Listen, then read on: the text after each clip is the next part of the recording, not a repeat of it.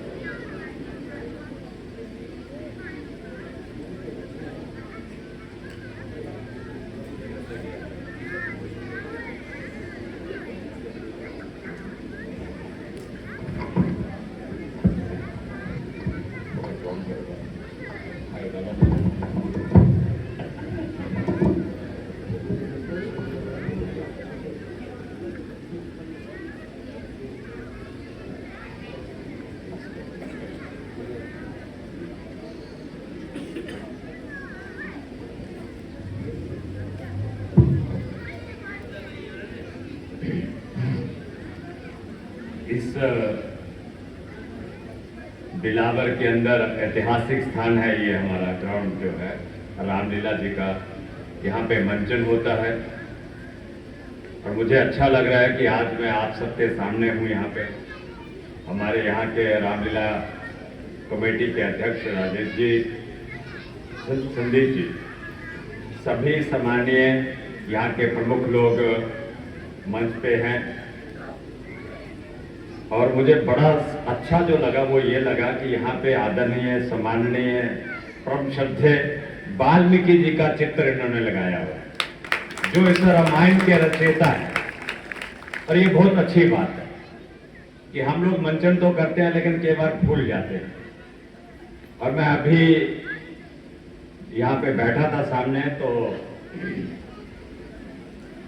मुझे महसूस हो रहा था कि नहीं, हमारे भी कलाकार बहुत बढ़िया कर सकते हैं। होना भी चाहिए कि इनके हम लोग प्रभु श्री राम का मंचन करते हैं, उनकी बताई हुई लीला को हम लोग हर साल अभिनीत करते हैं।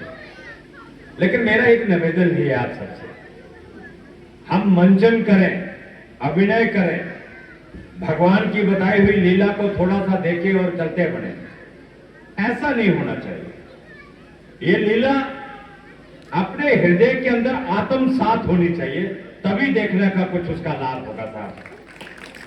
आज हो क्या रहा है हम जब देखते हैं, क्योंकि मैं विधायक हूं तो मेरे पास ऐसे कई केसेस आते हैं। भाई से भाई लड़ रहा है, किसके लिए? एक मरला जमीन वो ले गया साहब, मेरा केस कोर्ट में लगा है, कुछ मेरी हेल्प करिए। मेरा केस तहसीलदार साहब के पास लगा है।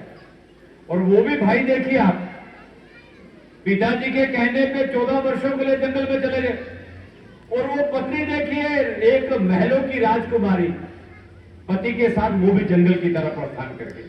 और दूसरा भाई देखिए, भाई के साथ सहयोगी कोई रहना चाहिए जंगल के अंदर, तो लक्ष्मण जी भी साथ में चल पड़े। और दूसरे भाई ननिहाल में थे, पीछे से पिताजी स्वर्गवास हो गए, तो उन्होंने ये निश्चय किया भरत जी ने कि हम राजपाट के ऊपर ना बैठते हुए खड़ो को राजपाट के ऊपर रखेंगे। और 14 वर्षों तक साहब उन्होंने सिंहासन से वो राजपाट चलाया। ये श्रद्धा है। अगर हम लोग इनकी इस बातों के ऊपर विश्वास नहीं करेंगे तो फिर राम शब्द कहने का अर्थ क्या बनता है साहब? राम तभी कहा जाएगा अपने अंदर भी कुछ तुच्छ मात्र बात भी अपने दिल के अंदर अपने गहन करिए, चिंतन करिए और उसका मंथन करिए। भाई को भाई से कैसे प्यार है, एक पत्नी ने पति का सहयोग कैसे किया, मित्रता कैसे है। पिताजी के मित्र जटायु रावण लेके जा रहे हैं मां सीता को और युद्ध के लिए साहब मैदान में उतर गए और बाद में अंतिम समय आया तो प्राण भी पखेरु चले गए। ये भावना, ये मन के अंदर विचार, ये सोच तभी आ सकती है कि जब हम लोग अपने अंदर ये सारी बातों को आत्मसात करेंगे। मेरा आज इस प्रभु श्री राम की ये जो हमारा बिलावर का मैं कह सकता हूं ऐतिहासिक ग्राउंड है, ऐतिहासिक। मैंने तो कहा है कि बिलावर टाउन के अंदर एक रामलीला होनी चाहिए, एक रामलीला, मजा आएगा उससे प्रदर्शन बढ़िया होगा। हम बाहर वालों को कह सकेंगे बिलावर के अंदर एक रामलीला है और क्या बढ़िया मंचन होता है साहब। ये हमको करना पड़ेगा। और ये रामलीला वगैरह करने के लिए कोई छोटी मोटी बात नहीं होती, बहुत बड़ी संगत चाहिए इसके लिए। युवाओं का वर्ग चाहिए, बुजुर्गों का आशीर्वाद चाहिए, तभी ये संभव हो पाता है। तो इसलिए हम लोग थोड़ा चिंतन भी करें। अभी मुझे बड़ा अच्छा लगा, हमारे डोगरा साहब बड़ा अच्छा अभी वो उद्बोधन दे रहे थे। मैंने कहा अच्छे प्रवक्ता हो भैया, और होना भी चाहिए। हमारी शब्दावली में, हमारी वाणी में वो तीव्रता, वो अपनापन, यहां जिस तरह का भाव लगता हो वो वहां पे हमको देना ही चाहिए। इस तरह का भाव अपने अंदर रहना चाहिए। मैं एक और बात आपसे कहना चाहूंगा, आज का दिन ये बड़ा ऐतिहासिक दिन है। आदरणीय हमारे बड़े, मैं जिनका मान सम्मान करता हूं, आदरणीय श्री शांति स्वरूप जी हमारे बीच में हैं। मैं देखता हूं इनके जब डायलॉग हम लोग सुनते थे ना, तो मन बड़ा रोमांचित होता था, दिल को झकझोर के रख देते थे। और क्या मुकाबले, मतलब उर्दू का मुझे वो शब्द नहीं आ रहा, क्या शब्दावली के ऊपर इनकी प्रतिक्रिया होती थी और उसके ऊपर क्या कमांड होती थी, ये हमने इनसे सीखा है। हम भी इन्हीं से सीखकर ऐसे ऐसे यहां तक पहुंचे। और आज का ये जो ऐतिहासिक दिन, कि आज ही विजयदशमी के दिन नागपुर की धरती से सनातन के उत्थान के लिए, इस हिंदू धर्म के उत्थान के लिए एक संगठन बना, राष्ट्रीय स्वयं सेवक संघ, और जिसके 4 लोग थे उस समय, 4 लोग। आज आपके घरों से बच्चे जाते हैं शाखा में, कई दर्जनों के हिसाब से बच्चे यहां से घरों से निकलकर शाखा में जाते हैं साहब। उस समय 4 लोग थे। परम पूज्य डॉक्टर हडगेवार जी ने वो शाखा का प्रारंभ किया। रेशम बाग की धरती से वो शाखा, उस समय एक छोटा सा पौधा लगा, और आज साहब देख लीजिए पूरे विश्व के अंदर, पूरी दुनिया के अंदर ये भारत का पट वृक्ष राष्ट्रीय स्वयंसेवक संघ, आज उसकी शाखाओं के माध्यम से इस सनातन का उत्थान हो रहा है। आज मैं देख रहा हूं ये ऊपर आपके बहुत बड़ा बैनर लगा है, मेरे प्रभु राम, जिनका हम लोग मंचन कर रहे हैं। हम लोग तो सुंदर सुंदर बढ़िया बढ़िया घरों में जाते हैं, उठते बैठते सोते जागते हर समय राम शब्द बोलते, और मेरे राम टेंट के नीचे, मेरे राम टेंट के नीचे रहते थे साहब। ऐसी भी यहां पे सरकारें थी, और आज ऐसी भी यहां पे सरकारें आई हैं कि भगवान का भव्य और दिव्य मंदिर जो है वो अयोध्या के अंदर विराजमान है।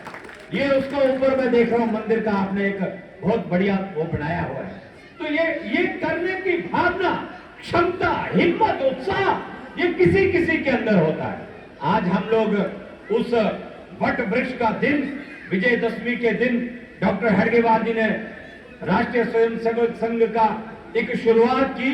आज दुनिया के अंदर, भारत के अंदर, वही भारत जो दुनिया को एक नई संकल्पना, नई विचार, नया उद्बोधन, नई सोच, नई उमंग के साथ भारत को खिलते खिलाते रहने का एक संदेश दे रहा है। वसुदेव कुटुंबकम, नर सेवा नारायण सेवा, ये भारत का सोच है। तो हम किसी के विरोध में नहीं, जो मेरे धर्म के विरोध में होगा, जो मेरे देश के विरोध में होगा, हम उसको भी छोड़ने वाले नहीं। हम शांति के पुजारी जरूर हैं, लेकिन हम इतनी भी शांति ना ले ले कि कोई मेरे धर्म के ऊपर आक्षेप करे, कोई मेरे भगवान के मंदिर को तोड़ता चला जाए। 500 वर्षों तक मेरे भगवान उस, मतलब कह लीजिए कि टेंट के अंदर और जर्जर हालत में रहे। आज भारत के अंदर आप लोगों की हिम्मत से, आप लोगों के उत्साह से आज भारत के अंदर मेरे प्रभु श्री राम का भव्य और दिव्य मंदिर जो है वो अयोध्या के अंदर विराजमान है। और दुनिया को एक नए आगाज, दुनिया को एक नई प्रवान के ऊपर लेने का जो संकल्प है वर्तमान सरकार का, हमें पूरा भरोसा है भारत ताकतवर होगा, शक्तिशाली होगा, विश्व में भारत का एक उज्जवल नाम होगा। और जो वसुदेव कुटुंबकम की जो हम लोग धारा को लेकर चले हैं, जो नर सेवा नारायण सेवा का संकल्प लेकर चले हैं, उसके लिए हम सब लोग पूरे भारतवासी कटिबद्ध रहे और हमको आगे बढ़ने की प्रेरणा मिलती रहे। इन्हीं शब्दों के साथ आप सबका धन्यवाद। मुझे आपने आदेश दिया, मंच पे मुझे बुलाया। बाकी मैं अध्यक्ष जी आपसे कहना चाहूंगा, मुझे आपने यहाँ पे सब लोगों ने मिलकर विधायक बनाया है। विधायक तो चलो शब्द आता है, तो वो जो देश के प्रधानमंत्री कहते हैं कि मैं आपका चौकीदार हूं, तो साहब हम भी आपके विधायक नहीं है, हम भी चौकीदार की भूमिका में हैं। तो मैं इतना कहना चाहूंगा कि जो इस भवन के निर्माण के लिए जो मुझसे संभव होगा, क्योंकि तेरा तुझको अर्पण, जो मेरे पास जो विधायक निधि आई होगी वो तेरा तुझको अर्पण है। जो आप आदेश देंगे उसको हम लोग पूरा करेंगे। इन्हीं शब्दों के साथ धन्यवाद, बहुत बहुत धन्यवाद। भारत माता की, भारत माता की जय जय श्री राम, जय जय श्री राम, जय जय श्री राम।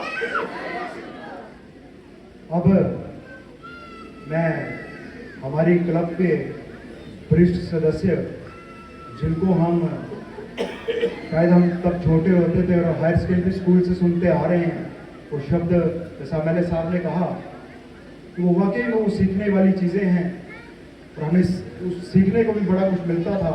हम सुनते थे इनको और आज भी सुनते हैं। आज भी दोपहर को इनका एक इंटरव्यू आ रहा था, वो भी हम देख रहे थे। तो अभी मैं इनसे आग्रह करता हूँ कि आप दो शब्द हम सबके बीच में रखिए।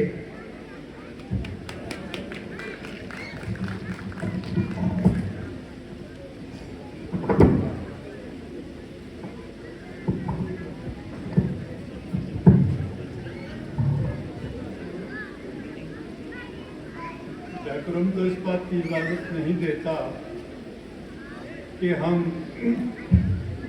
इज्जत महाब ऑनरेबल मेंबर लेजिस्लेटिव बराए हक का इंतखाब बिलावर के बाद कुछ बोलें। इनकी तकरीर, इनकी बात आखिरी हर्फ आकर होना चाहिए।